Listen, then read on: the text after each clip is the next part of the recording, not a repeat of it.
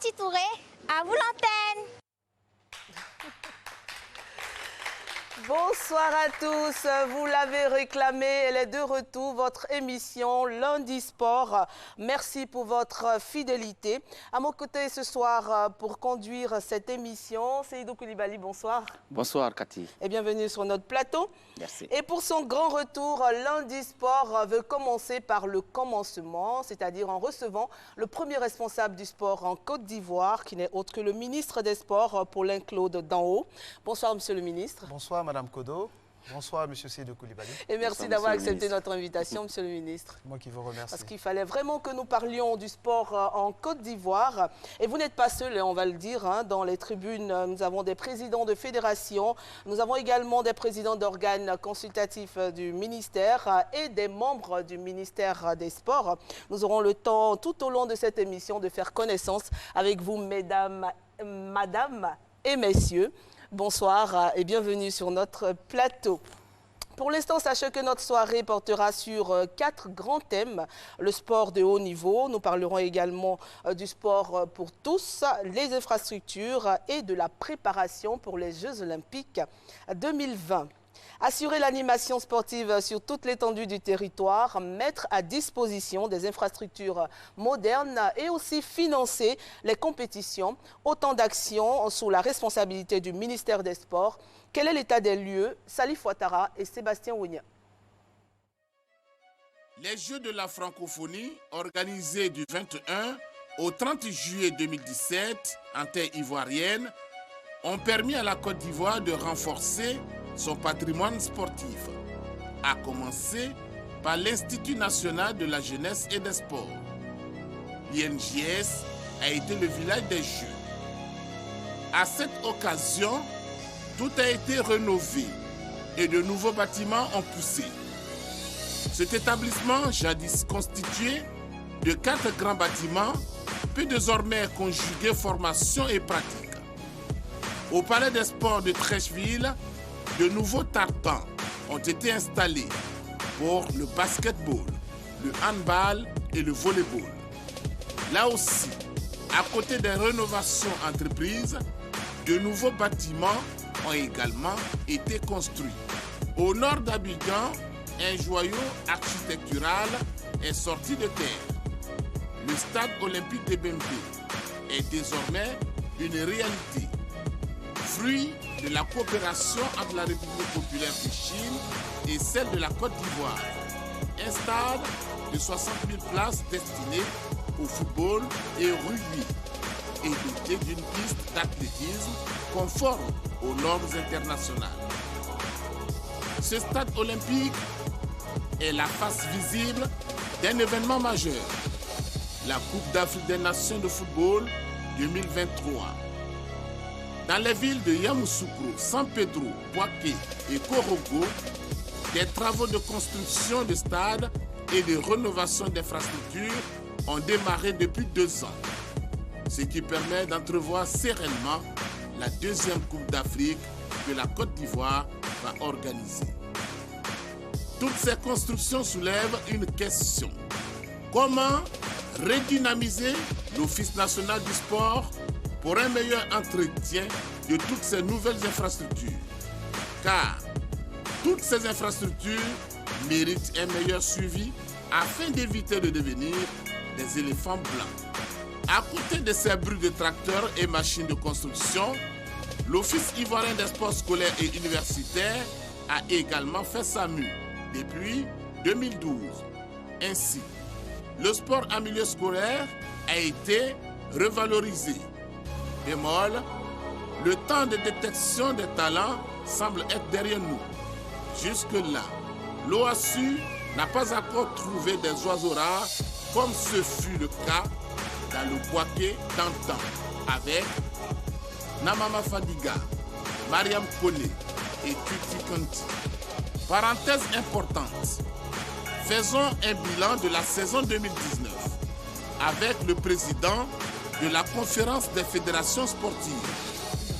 Mamadou Smaro nous fait un point des médailles glanées et les doléances des fédérations sportives qui sont aujourd'hui constituées avec des statuts clairs et des agréments délivrés par la tutelle qui les mettent en mission sur toute l'étendue du territoire. En 2018, la Côte d'Ivoire, on est venu avec 368 médailles qu'on a eues. Mais auparavant, c'était 177. On a 370 médailles. Ce que le président de la République, quand il avait dit, il faudrait que partout on parle des Ivoiriens. On était en train de dire Côte d'Ivoire is back. Mais maintenant, cette année, ça a chuté un peu. Mais ce n'est pas grave.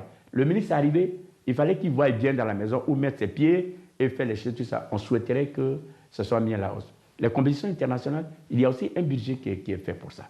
Cette année, le budget a été fait, mais avec le PNS, le Programme national du sport, on dit qu'on aidait que les fédérations retenues par le PNS.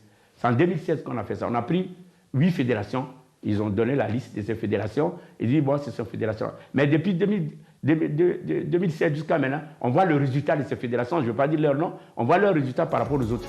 Fermons la parenthèse et finissons avec cette belle image que la commune de Koumassi nous a donnée il y a quelques jours à l'occasion de la visite du président Emmanuel Macron. L'inauguration d'une agora moderne avec un hub sportif bien fourni. Tout ceci est destiné à une jeunesse abidjanaise qui a déjà prouvé par le passé qu'elle pouvait commencer à jouer au ballon dans le sable et se retrouver à Old Trafford ou au Camp Nou. Ben voilà. Nous avons vu ensemble quelques infrastructures, mais nous allons parler un peu plus en détail de la politique. Seydou Coulibaly, on va commencer déjà par le sport de haut niveau. Alors, monsieur le ministre, quand on parle de sport de haut niveau, quel est le critère de définition pour définir un sportif de haut niveau? Sur quel critère le ministère des Sports se base pour dire tel sportif est de haut niveau et tel autre ne l'est pas? Permettez-moi, avant de répondre à votre question, que je m'acquitte d'un agréable devoir, celui de remercier le ministre de la Communication et des Médias, ses collaborateurs et spécifiquement le directeur général de la télé et l'ensemble du personnel de la RTI qui nous donne l'opportunité en ce début d'année de parler de la vision du gouvernement en matière de sport, de faire le bilan de nos réalisations et de nous projeter sur l'avenir avec les perspectives. Et comme c'est le début de l'année, vous me permettrez de saisir l'opportunité aussi pour présenter mes vœux de succès, de santé, d'abnégation et de réussite à l'ensemble du mouvement sportif pour que cette année 2020 soit plus reluisante que celle passée, 2019. Oui. Pour parler de votre question, il serait bon que nous nous situions dans le contexte. La Côte d'Ivoire, notre pays, revient de loin.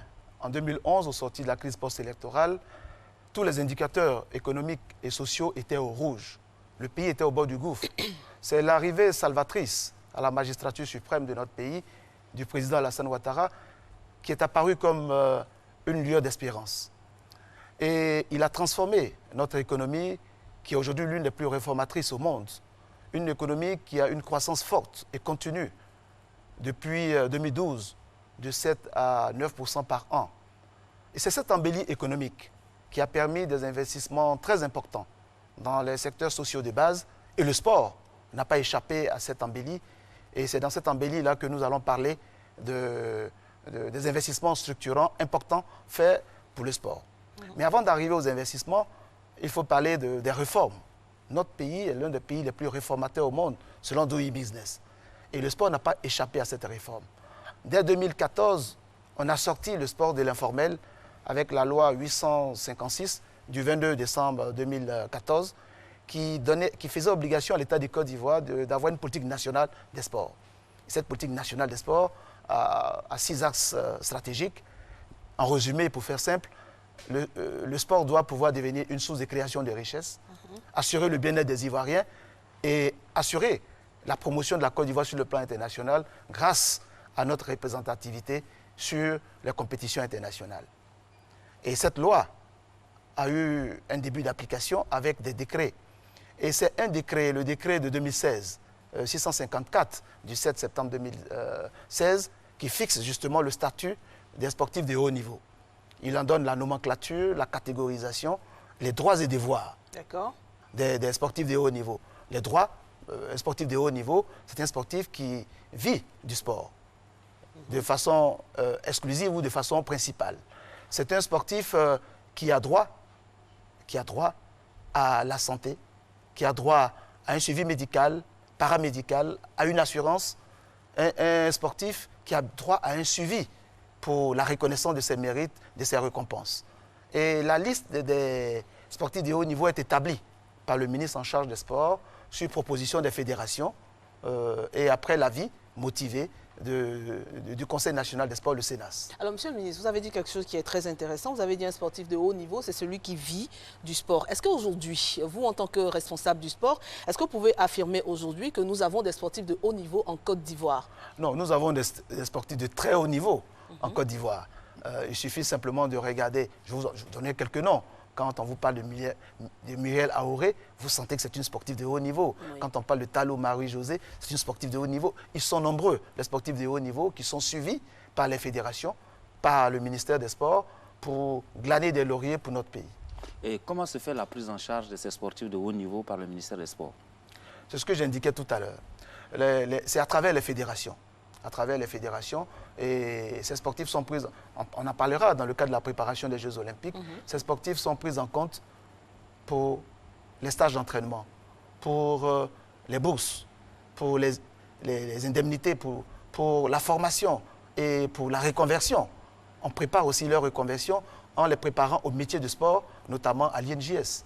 C'est pour dire qu'il y a toute une panoplie de dispositifs mis en œuvre dans le cadre du décret 654 de 2016, sauf qu'il fallait sortir de l'informel et faire en sorte que les fédérations aient un contrat d'objectif, aient un agrément et aient aujourd'hui délégation des pouvoirs. C'est ce qui est fait, donc nous pouvons maintenant passer à la phase de la liste exhaustive des sportifs de haut niveau.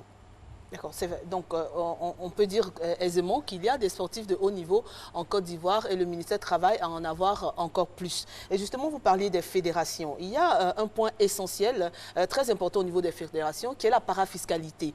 On en parle souvent, on en sait ou on ne sait pas grand-chose ou on en sait grand-chose. Mais aujourd'hui, vous êtes là avec nous, on veut vous demander à quoi sert la parafiscalité ou à quoi doit servir normalement la parafiscalité? Mais pour que nos téléspectateurs puissent suivre le débat, oui, il est bon d'expliquer comment est financé le sport. Le sport est financé essentiellement par l'État du Côte d'Ivoire, avec une dotation financière pour les compétitions internationales, pour les investissements, pour les infrastructures. Et un autre volet de ce financement, c'est la taxe spéciale pour le développement du sport que vous appelez communément la parafiscalité. C'est adossé au Code général des impôts. Donc c'est une ressource que chaque année, qui est liée à la consommation, qui rapporte environ 5 milliards. Et la moitié de cette ressource est affectée à la Fédération ivoirienne de football. Et l'autre moitié sert à couvrir les besoins des fédérations, autres que le football. Alors, 85% de ces ressources, donc environ 1,6 milliard, est accordé à l'ensemble des fédérations et 15% pour le développement et la promotion du sport. Alors, sur quels critères nous évaluons les fédérations? Il fallait d'abord, avant tout propos, faire en sorte que les fédérations sortent de l'informel. Elles sont évaluées par leur gouvernance, par leur capacité à accroître le nombre de licenciés et à couvrir l'ensemble du territoire national pour l'animation sportive. Donc il y a des critères objectifs analysés par nos services compétents et qui permettent donc cette répartition. Ensuite, la politique nationale des sports a identifié 9 disciplines olympiques prioritaires. Et ensuite, il y a les autres disciplines olympiques. Il y en a 24 qui sont prises en compte. Et enfin, nous apportons un soutien ciblé à l'ensemble des autres fédérations en fonction de leur activité. Ce sont les 9 qui font partie du programme de la politique nationale des sports? C'est ça, les 9 fédérations dont vous parliez tout à l'heure. D'accord. Est-ce que c'est ce qui explique que quand vous avez pris cette décision, certaines fédérations ont grincé un peu les dents du fait qu'en disant qu'elles avaient été exclues pratiquement de la parafiscalité? On a entendu beaucoup de choses à ce niveau. Est-ce que vous avez pris le temps d'expliquer aux fédérations que c'est le choix olympique que vous avez fait? Est-ce que ce choix a été fait parce que nous sommes en année olympique, nous sommes en phase de préparation d'année olympique, ou bien ce choix a été fait c'est un choix pertinent qui a été fait par l'État du Côte d'Ivoire. Nous sommes là pour appliquer la loi sur le sport. Donc c'est une décision qui a été prise pour tenir compte de la réalité du terrain. Et avec les acteurs je voulais attirer votre attention que toutes les fédérations sont associées. Elles sont associées à la définition et à la répartition des ressources de la parafiscalité, en tenant compte, bien sûr, de leur envergure sur le terrain, de leurs activités et aussi de leurs performances. D'accord. Donc aujourd'hui, je pense que toutes les fédérations savent exactement ce qu'elles doivent faire, non seulement avec la parafiscalité, mais aussi les fédérations qui n'en reçoivent pas savent pourquoi. Toutes les fédérations remplissant les conditions édictées par la loi, c'est ce que nous avons fait cette année, elles sont au nombre de 45 à avoir rempli toutes les conditions, elles bénéficient toutes de la parafiscalité. Sauf que cette année, nous avons ajouté quelque chose de spécifique. Nous savons tous que pour faire du sport, il faut des infrastructures, il faut des athlètes, mais il faut aussi des équipements. Alors nous avons voulu cette année qu'une partie de la parafiscalité, 200 millions, serve à l'équipement des fédérations à leur demande. À leur demande. Et c'est ce que nous avons fait. C'est-à-dire? Nous avons mis de côté 200 millions à la disposition des fédérations et eux-mêmes, ils ont fait l'arbitrage en fonction de leurs besoins d'équipement. Et c'est ce qui a été remis lors de la journée de mérite sportif, devant tout le monde. Voilà, c'est cela. Il faut beaucoup de transparence dans la gouvernance du sport si nous voulons avancer. C'est-à-dire les fédérations font des demandes au ministère en fonction de leurs besoins? Comment ça se passe? Non. Nous avons déposé une cagnotte de 200 millions et nous avons demandé aux fédérations elles-mêmes de choisir, parce que c'est elles qui connaissent leurs besoins, de déterminer leurs besoins et en fonction de leurs besoins, faire un arbitrage interne pour la répartition de cette somme, et c'est ce qui a été fait à la satisfaction de tous. Vous voyez que le plateau est très calme. Voilà, c'est cela. Ah ouais, c'est vrai? Il n'y a pas de fédération qui veut s'opposer? Hein? D'accord, donc ça veut dire que quand on sort de ce plateau, tout est clair avec le ministre. Il n'y a pas de souci. Okay. On aime bien quand tout est clair. Tout est clair quand il y a de la concertation, quand il y a de la participation.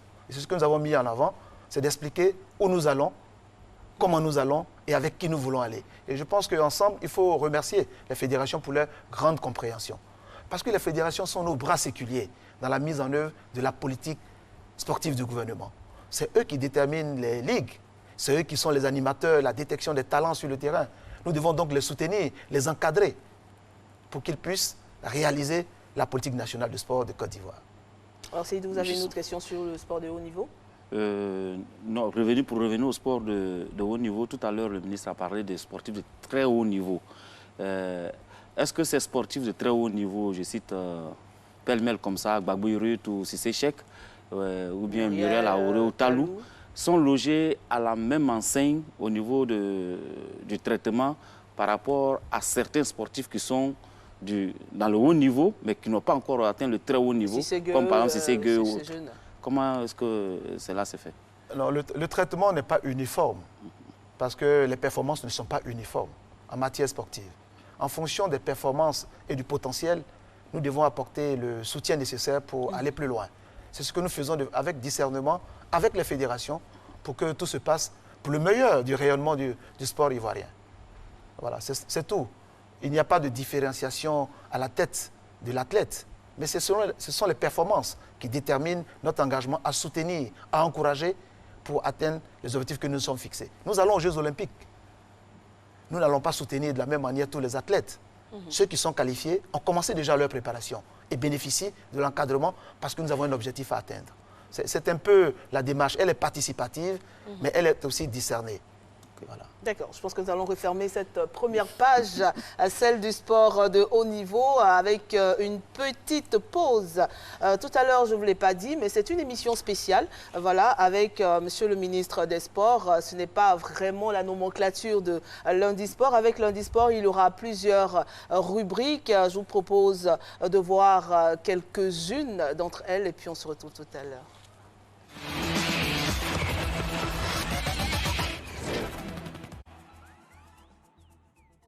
Du football national avec des commentaires en direct. Nous aurons du football international, le point des pros ivoiriens. Vous pourrez suivre ici le récap du Big Five, c'est-à-dire les 5 grands championnats.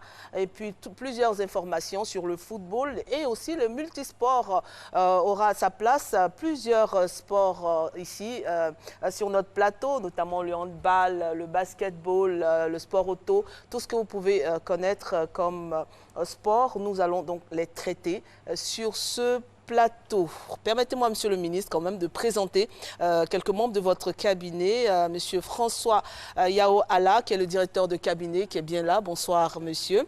Sekongo Kafalo Daouda, inspecteur général, il est là également. Kofi Bertin, le directeur de sport, est également présent. Et tout à l'heure, nous allons présenter les autres. On passe maintenant au sport pour tous, ce sport qu'on appelle généralement le sport de masse. C'est bien ça, Seydou? Oui, c'est le sport de masse, justement.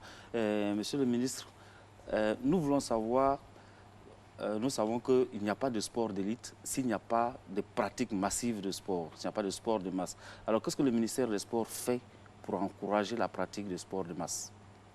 Quelle est votre politique? Tout à l'heure, en parlant de la politique nationale des sports, j'ai dit que l'un des piliers de la politique nationale des sports était le sport pour le bien-être des Ivoiriens.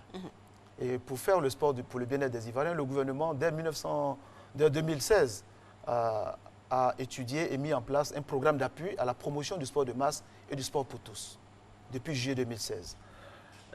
L'objectif était de faire en sorte que le sport se démocratise, se vulgarise et atteigne la proximité. Et pour cela, il fallait mettre en place des infrastructures de proximité. C'est de là qu'est née l'idée de faire les Agora. C'est de là qu'est partie aussi l'idée de faire le programme de rénovation des équipements et de construction des infrastructures sportives qu'on appelait le Précis.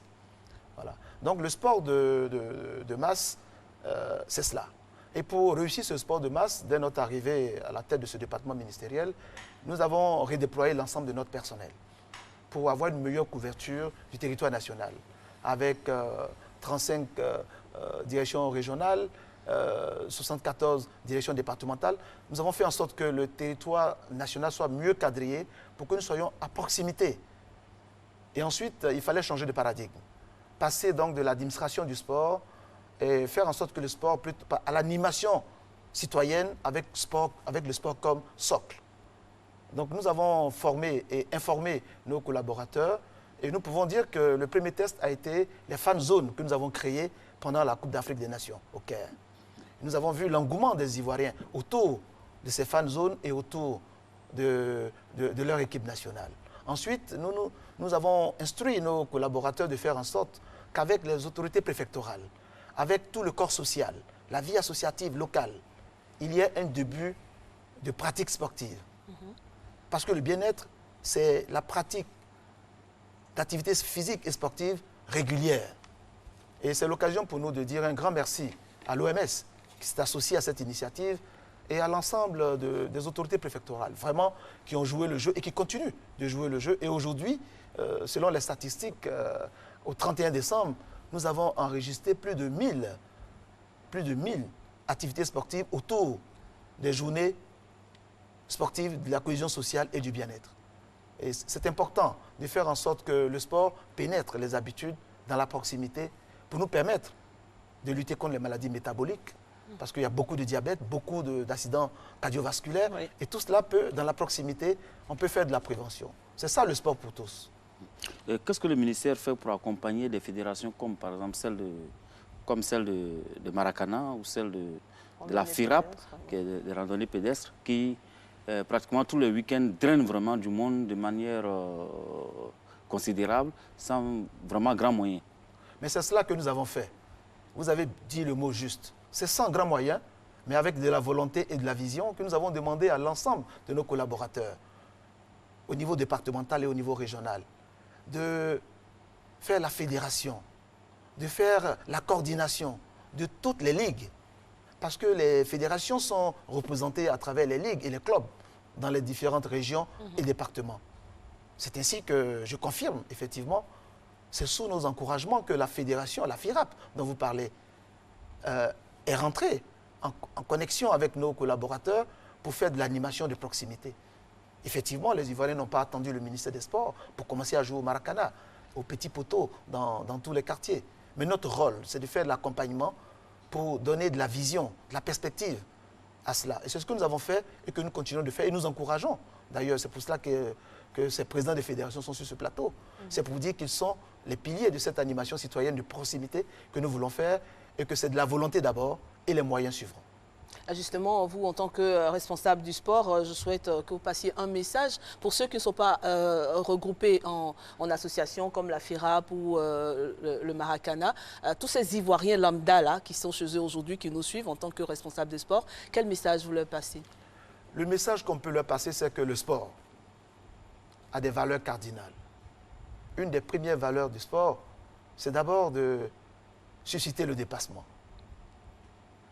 d'encourager l'intégration dans la société par des valeurs d'humilité, du respect des règles, du respect de l'autre et de tolérance. Le sport est le meilleur moyen pour réaliser le ciment social. C'est pourquoi nous demandons à tous nos concitoyens de venir à ces rencontres d'animation citoyenne dans leur ville, autour du préfet, autour du sous-préfet, autour du directeur départemental ou autour du directeur régional des sports. Il faut qu'ils intègrent toute l'animation citoyenne qui est faite autour du sport parce qu'il y va pour leur santé. C'est bon pour leur santé, c'est bon pour leur bien-être et c'est bon pour la cohésion sociale. C'est aussi important, le sport pour tous, parce que le sport charrie des valeurs éducatives. Aujourd'hui, nous avons à adresser les problèmes de la jeunesse, la problématique de la jeunesse, l'oisiveté de la jeunesse et les dérives constatées avec la jeunesse. Et c'est à travers le sport que nous pouvons réussir ce réarmement moral. Donc nous invitons les jeunes, à travers l'OASU, à prendre part à toutes les compétitions sportives, pour se créer de nouvelles amitiés, pour sortir de leur sphère géographique, pour découvrir la Côte d'Ivoire et leurs frères ivoiriens. Nous voulons que le sport, et c'est cela aussi, aide à l'enracinement culturel. Vous savez que notre culture se perd tout simplement parce que nous avons perdu un certain nombre de jeux et sports traditionnels. À part la Wallé, bien connue, à part les courses de pirogues, les courses de masques à l'ouest, toutes nos valeurs sportives et culturelles se perdent. Et le sport pour tous doit nous aider à nous réapproprier notre culture et les sports traditionnels.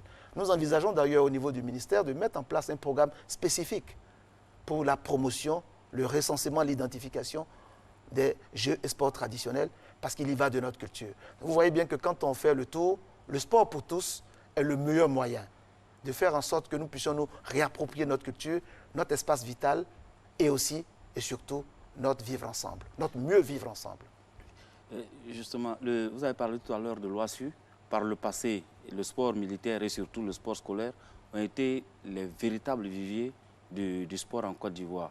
Et à une certaine période, il y a eu une véritable cassure. Aujourd'hui, en tant que premier responsable du sport, qu'est-ce que vous faites pour relancer cette machine-là qui est un véritable vivier? La machine est relancée, sauf qu'elle a eu une période de latence, tout simplement à cause des crises que nous avons connues. Vous ne pouvez pas développer le sport militaire dans la crise que nous avons connue. Il était encore plus difficile de retrouver la sérénité en milieu scolaire universitaire par rapport à la période que nous avons connue. Mais aujourd'hui que nous avons retrouvé le lustre d'antan, l'OASU a retrouvé sa vitalité. Et nous espérons que très prochainement, le sport militaire aussi. D'ailleurs, vous avez noté que la société Omnisport de l'armée a été championne de Côte d'Ivoire. Oui. C'est pour dire que quand il y a la paix et la sérénité, on peut mettre en place tous ces programmes dont vous parlez. Bien sûr. Et on compte sur vous pour que la paix continue dans notre pays. Merci. Donc, c'était pour le sport pour tous, le sport de masse, comme on a l'habitude de l'appeler, qui est un pilier voilà, du sport en Côte d'Ivoire, comme l'a dit Monsieur le ministre. Et au cours de lundi sport, pendant lundi sport, vous pourrez avoir également des portraits, 3 questions A.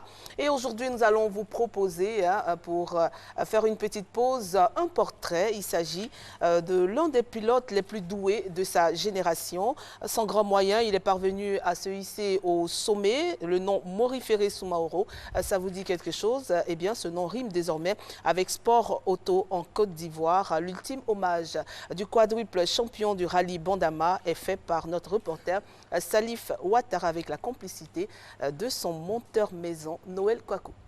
Pour passer une cuve pleine d'eau, il fallait passer la voiture en travers. Moi, j'étais à côté, je regardais, je dis, mais il est fou, ce monsieur. Je dis, mais comment il peut nous dire qu'il faut passer la voiture en travers? C'est un magicien, c'est pas possible. Jusqu'à ce que je le voie faire et que je comprenne effectivement que ce secret-là faisait partie de toute la liste des secrets qu'il avait sur le pilotage. Portrait posthume du quadruple champion du rallye Bondama.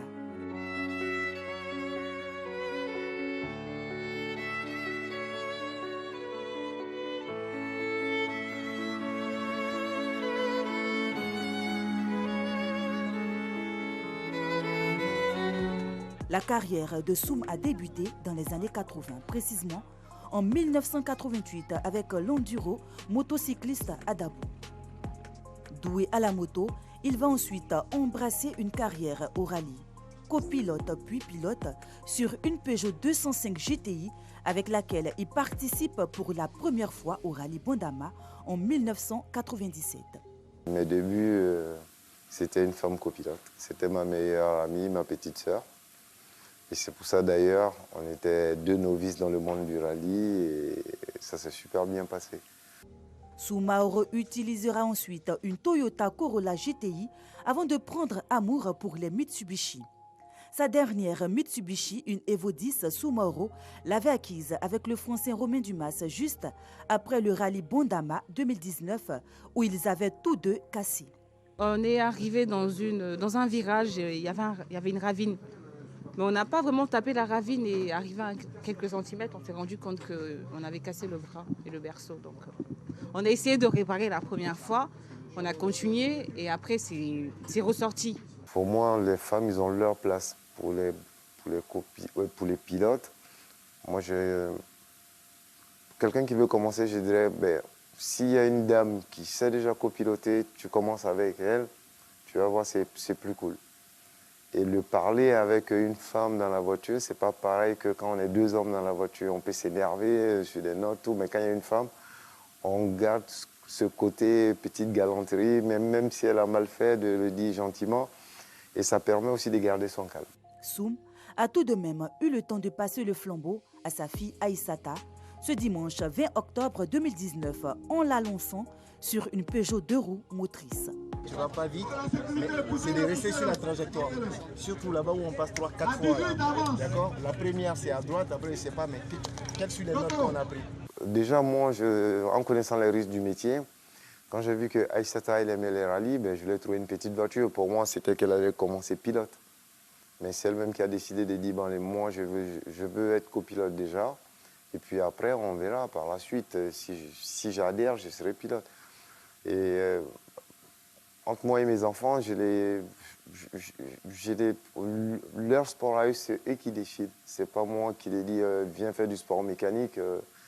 Elle pouvait faire du tennis, tout ce qu'elle voulait. Aïssata, c'est que vous ne savez pas, elle, sur un terrain de foot, elle joue comme un garçon. Parce qu'on jouait au foot à la maison, après sa mère était handballeuse. Mais bon, elle a laissé tout ça, elle s'est mise au rallye. Bon, au tout début, je voulais qu'elle démarre la moto. Et ça, elle n'a jamais adhéré. Et ce que je sais en moto, même en ville, elle n'est jamais montée derrière quelqu'un en moto à part moi.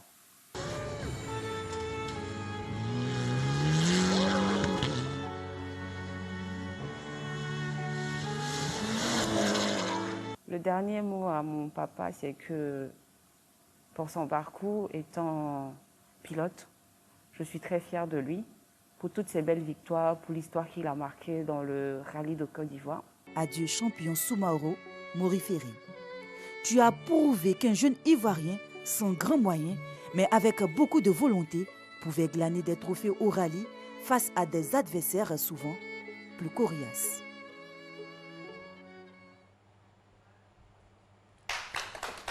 Voilà, c'était un portrait qui était en cours quand le malheur est arrivé. Monsieur le ministre Soumaoro Moriferi, c'était l'une des fiertés du sport ivoirien. Hélas, une grande fierté du sport ivoirien s'en est allée. Mais il a laissé, je pense, pour les jeunes générations, 4 choses. D'abord, son humilité, son abnégation, sa détermination et sa fille. Et je pense que les jeunes générations devront s'inspirer.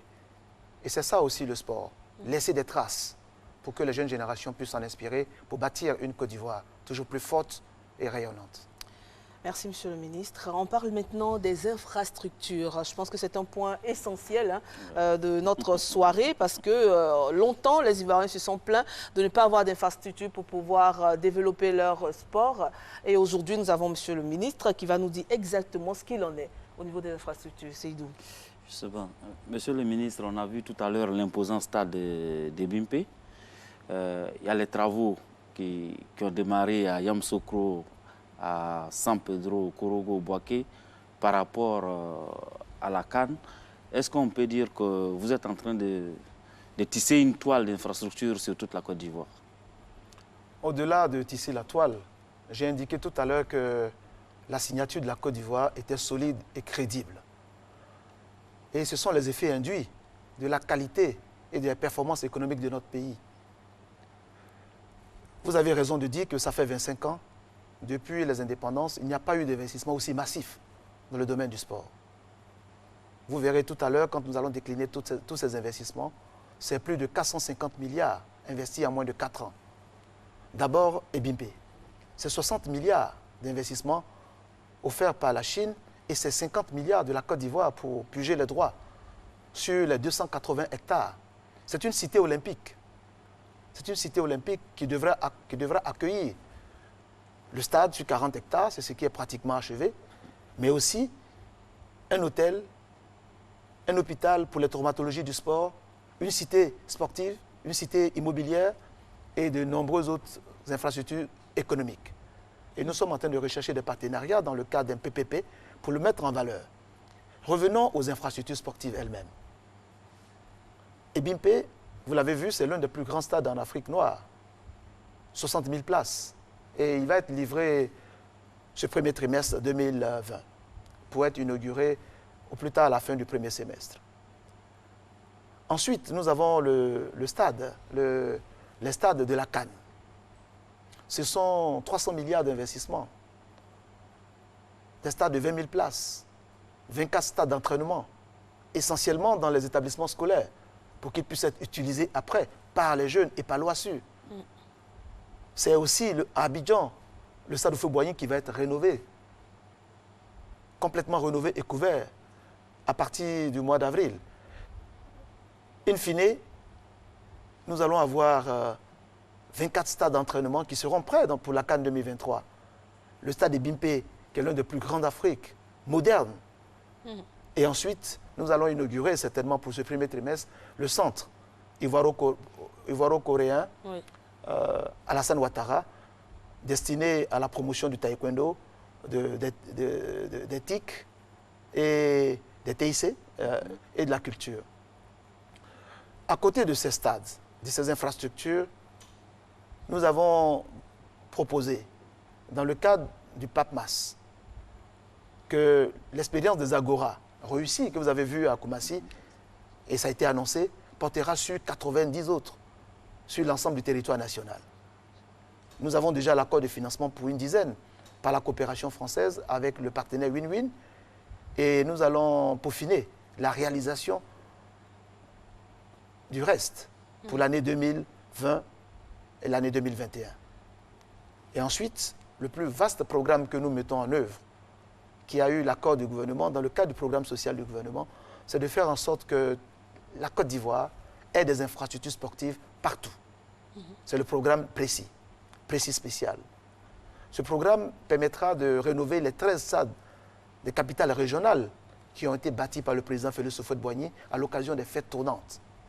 C'est le stade Ali Timité, Thomas d'Aquin, Samba Ambroise, l'Océanie Soumaro. Tous ces stades sont aujourd'hui dans un état de dégradation avancée parce que depuis 25 ans, il n'y a pas eu de travaux, de rénovations. Nous allons les reprendre totalement. Toutes les capitales départementales auront un format de stade qui a été validé et étudié. Ensuite, nous allons aller au niveau des communes en impliquant les autorités locales. C'est pour cela que nous avons demandé à tous nos maires, nos collègues maires, de nous faire parvenir les réserves administratives destinées au sport pour que nous puissions les intégrer dans le programme de rénovation, d'équipement et de construction d'infrastructures sportives pour une valeur totale d'environ 40 milliards. Et ce programme a déjà fait l'objet d'un appel à manifestation d'intérêt. Et nous attendons le dépouillement pour que courant 2020, ce programme soit lancé. Avec la mise en œuvre de l'ensemble de ce que je viens de vous indiquer, c'est le maillage territorial total pour permettre, d'une part, la pratique de sport de proximité avec les agoras, pour permettre la détection des talents. C'est ainsi que nous pourrons réaliser et faire du sport une économie à part entière qui apportera de la création de richesses, des opportunités d'emploi pour les jeunes générations, parce que tous les Ivoiriens, où qu'ils se trouvent, auront l'égalité de chances d'accès au métier du sport. Justement, quand on voit toutes ces infrastructures qui vont se mettre en place, la question qui nous revient, c'est celle de la gestion de ces infrastructures. Parce que par le passé, il y a eu le problème des infrastructures en Côte d'Ivoire, c'est qu'on les construit, mais après, il n'y a pas de suivi. Il n'y a pas de suivi, on ne sait pas qui fait la gestion véritablement, et il n'y a pas d'entretien. Ça a été le cas, par exemple, avec les stades de la coopération, comme celui qui était en face de Fraternité Matin, qui a pratiquement disparu de la surface de la carte d'Abidjan. Et avec les agoras que vous êtes en train d'installer et toutes les autres infrastructures, quels vont être le suivi que le ministère des Sports va mettre en place? Je voulais vous remercier pour cette question très pertinente. En effet, il faut penser à la pérennité des investissements, à la viabilité de ces investissements et à la maintenance de ces investissements. Le modèle, l'écosystème qui a été étudié pour les agoras, c'est que nous avons une délégation de services publics avec un partenaire win-win qui est chargé donc de faire de ces lieux, de ces agoras, à la fois des centres de pratique sportive, mais aussi développer des activités socio-économiques pour maintenir les jeunes, faire des incubateurs et lutter contre la fracture numérique. Donc le modèle économique a changé. Nous avons intégré les échecs du passé et faire en sorte qu'aujourd'hui, il y a une délégation de services publics pour la viabilité des agoras. Concernant le précis, comme je l'ai indiqué, nous voulons associer dans les comités de gestion les collectivités locales dans la proximité. Au niveau des stades régionaux, c'est avec les conseils régionaux et au niveau communal, ça sera avec les collectivités locales. Et aussi et surtout, pour toutes ces infrastructures, nous avons décidé désormais d'y associer les fédérations sportives pour qu'elles soient au cœur du dispositif dans l'exploitation de ces sites. Et comme vous le savez, il y a un besoin d'infrastructures aujourd'hui pour l'OASU, pour le sport en milieu scolaire universitaire et pour la vie civile. Il se développe dans notre pays de nombreux centres de formation. Le sport est devenu une industrie à part entière en formation. À l'époque, être sportif était considéré comme péjoratif. Mais aujourd'hui, les parents veulent que leurs enfants fassent du sport-études parce qu'ils ont compris que le sport peut devenir une industrie à part entière et nourrir le sportif de haut niveau. On espère vraiment avoir plusieurs sportifs de haut niveau. Je pense qu'il nous reste environ 10 minutes avant la fin de cette émission. 10 minutes que nous allons consacrer à la préparation pour les JO 2020. Parce que les JO 2020, c'est bientôt, c'est dans moins de 6 mois, on va dire. Donc aujourd'hui, l'inquiétude, elle est là. Quels sont déjà les objectifs que vous, en tant que ministère, vous fixez à ces jeunes-là et quels sont les moyens que vous mettez à leur disposition pour atteindre ces objectifs? Merci. Il faut savoir que les Jeux olympiques, c'est la plus grande compétition sportive mondiale. C'est là que se mesurent toutes les grandes performances dans toutes les disciplines. Alors, en 2016, la Côte d'Ivoire a obtenu 3 médailles. Et c'était déjà très bien. Et nous voulons que, en 2020, en juillet et août prochain, au Japon, la Côte d'Ivoire ait au moins 5 médailles. Et nous y travaillons. Aujourd'hui, nous avons une qualification en sport. Les U23 au football sont qualifiés. Nous avons des qualifications dans les disciplines, dans l'athlétisme, dans le taekwondo. Et nous pensons qu'avec les performances réalisées par nos athlètes, aujourd'hui, peuvent nous permettre d'espérer avoir le maximum de médailles. Nous avons une championne du monde, Babirut, dans sa catégorie, Cissé est dans sa pleine forme. Et nous avons Muriel et Talou qui... Donc pour leur encadrement, je voulais apporter à votre connaissance que nous avons anticipé depuis 1 an en mettant en place la team Tokyo 2020 pour détecter, suivre nos athlètes. Il y a 13 qui sont encore dans le pipeline de la qualification, en cours de qualification. Nous allons les suivre, les accompagner pour avoir le maximum de représentation à Tokyo. Alors, les athlètes sont en préparation pour ceux qui sont déjà qualifiés. Nous avons les programmes de qualification avec les fédérations. Nous allons procéder à des regroupements. Et le regroupement sportif se fera ici, au mois de juin, au mois d'avril, avant le dernier regroupement au mois de juin à Yokohama et à Gushi, au Japon. Le regroupement de tous les qualifiés. Hein, les qualifiés vont se retrouver pour un réarmement moral ici en Côte d'Ivoire, pour leur adresser le soutien du gouvernement et leur apporter les moyens nécessaires pour rentrer dans la dernière phase de préparation qui aura lieu cette fois-ci sur place, un mois avant l'événement, à Yokohama et à Gifu, au Japon. Nous avons déjà fait des missions de prospection pour identifier les lieux de préparation. Et je peux vous dire que tout est en ligne. Nous ferons un plaidoyer auprès du gouvernement pour que, en Conseil des ministres, tout cela soit validé, pour que rapidement les ressources soient disponibles pour permettre à ces athlètes d'être au meilleur de leur forme. Généralement, dans le cas des préparations au niveau des Jeux Olympiques, on a des disciplines qui sont un peu plus... Il y a les fédérations, mais pour certaines disciplines un peu spécifiques, comme l'athlétisme, comme le taekwondo, où les athlètes sont plus ou moins dans un schéma individuel, sont suivis par un encadrement toute la saison. Et certains se plaignent, surtout celles qui font le très haut niveau, se plaignent qu'il y a une cassure quand elles viennent en sélection et tout ça. Est-ce qu'il y a des mesures qui sont prises pour que ces athlètes de très haut niveau-là soient accompagnés par le staff avec lequel ils ont l'habitude de travailler? C'est ce que nous faisons. Toute la préparation est conçue et exécutée par la fédération et le staff de l'athlète de haut niveau. Nous ne faisons que mobiliser les moyens et les ressources pour leur permettre d'atteindre leurs objectifs. Donc effectivement, par le passé, il y a eu beaucoup de cassures parce que c'est toujours le même problème. C'est entre la planification des ressources et la disponibilité des ressources, souvent, il y a de la marge. Donc, il y a souvent des grincements dedans. Mais je peux vous assurer que nous avons anticipé. Et cette année, tout se passera très bien. Le sport de haut niveau, le sport pour tous, les infrastructures et bien sûr la préparation pour les JO 2020 étaient les différents sujets que nous avons abordés ce soir. Il nous fallait un peu plus de temps parce que nous avons encore beaucoup de choses à dire, mais nous allons négocier avec Monsieur le ministre qui pourra revenir, pourquoi pas bientôt, pour pouvoir nous donner encore plus d'informations sur le sport en Côte d'Ivoire. Nous n'avons plus que 3 petites minutes. Nous avons un présent pour Monsieur le ministre. Le temps que ce présent arrive, je présente le DG de l'OASU pour vous informer qu'il est également là avec nous, le DG de l'OASU qui est avec nous, le DG de l'INJS, également le président, bonsoir monsieur, le président du comité national du sport qui est là, monsieur Boguinard, le président du comité national du soutien aux éléphants, oui. Oui, non. Vous dites? Continue. On continue.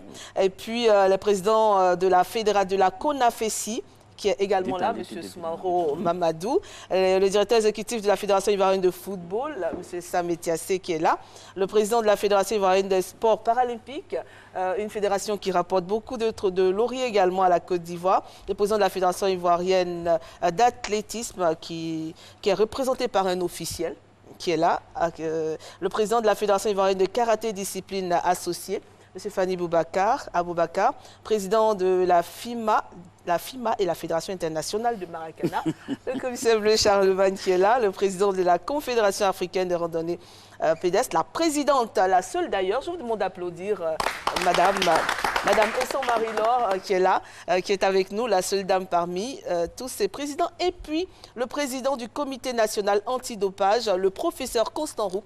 Je vous demande de l'applaudir spécialement. Également, toutes ces personnalités nous accompagnaient pour cette émission. Nous allons envoyer, venez s'il vous plaît, venez avec ce présent. Oui, allez-y, monsieur le ministre. Conclusion. Bien sûr, c'est vous qui aurez le dernier mot. Voilà. Nous avons tenu ici à RTI Sport à vous offrir ce présent. Au nom de la direction générale. Au nom de la direction générale. Vous offrir ces tableaux. Pour vous encourager à continuer dans cette lancée et à pouvoir donner à nos athlètes les meilleures conditions et surtout pour les JO que nous allons suivre avec beaucoup d'intérêt. Voilà, ici à la RTI. Et le dernier mot vous revient. Je voulais encore vous remercier pour l'opportunité que vous nous donnez de parler de la vision du gouvernement en matière de sport. Pendant tout le débat, vous avez noté que le programme social du gouvernement, conduit avec dextérité par le Premier ministre Amadou Gon Coulibaly, accorde une place de choix au bien-être des Ivoiriens et le sport est le socle pour ce bien-être. Des investissements massifs ont été réalisés dans le domaine du sport, jamais comme il a été en Côte d'Ivoire. Plus de 450 milliards sur 4 ans. Des investissements qui sont en cours de réalisation, qui montrent bien que le sport est une filière importante dans la transformation structurelle de l'économie de notre pays. Il ne nous reste plus qu'à souhaiter à nos artistes d'être des vrais éléphants pour le rayonnement de notre pays. À nos athlètes d'être des vrais éléphants, qu'ils soient les légions remplies de vaillance pour la dignité de notre pays, pour relever la dignité de notre pays, qu'ils soient les fiers Ivoiriens pour la grandeur de notre pays et pour qu'ensemble ils nous fassent vibrer à l'unisson parce que le sport est le ciment de notre unité nationale. Que ce sport-là nous aide en 2020 à dépasser nos limites, à dépasser nos querelles et nos passions et nos débats politiques, ethniques ou sociaux. Il faut que le sport nous fédère pour que nous continuions de construire la Côte d'Ivoire, toujours une, indivisible. Que nous continuions toujours à faire de la Côte d'Ivoire une terre d'hospitalité, la terre d'espérance, et que nous puissions ensemble, à l'unisson et grâce au sport, dire que la Côte d'Ivoire est le pays de la vraie fraternité. Un message plein d'émotions. Vous me donnez les larmes aux yeux, monsieur le ministre. Gestion du sport en Côte d'Ivoire, bilan 2019 et perspectives. C'était donc le sujet spécial aujourd'hui. Nous recevions le ministre des Sports et lundi prochain, vous aurez encore plusieurs rubriques, notamment le reportage avec un grand reportage sur les 50 ans de l'AUC qui va donc passer lundi prochain. Merci Coulibaly d'être resté en notre compagnie. Merci à vous, messieurs, chères personnalités, que nous avez accompagnés tout au long de cette émission. Monsieur le ministre, c'est quand vous voulez, vous revenez. Et puis on se retrouve certainement lundi prochain par la grâce de Dieu. Quant à vous, merci également d'être resté en notre compagnie. À très bientôt.